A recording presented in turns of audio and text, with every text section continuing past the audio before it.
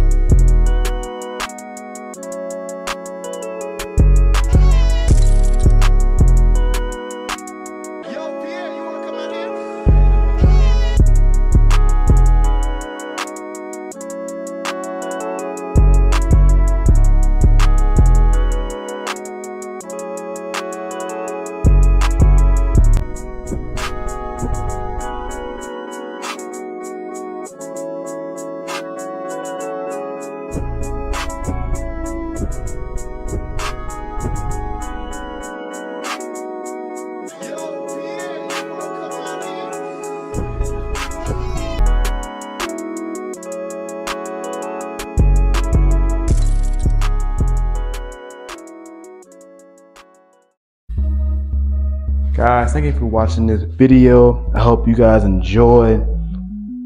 I think the Class 56 from Hornby, I think it did pretty well running on the track. We had some bad derailments, but overall, I think it ran pretty well. I really wanted to do something I don't think people seen on YouTube and try to double head a GP9 with the Class 56, but it worked for a little bit, then it kind of failed on me. So we are gonna try it again. I'm gonna make sure it works next time because it has the qualities to work. But overall, this locomotive is pretty well with how it ran. It looked good on the track. It ran well right beside the 58. I think I like that best of all.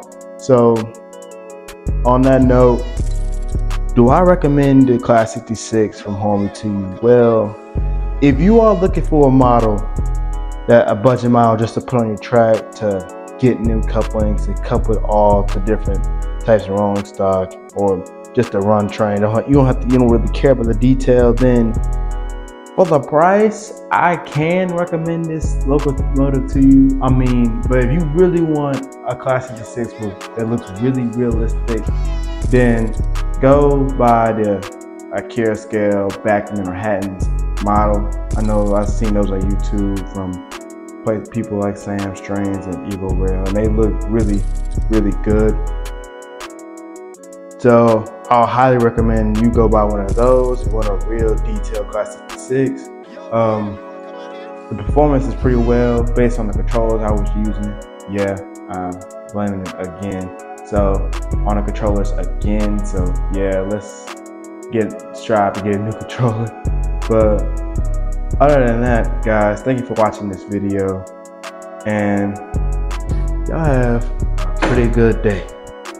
See ya.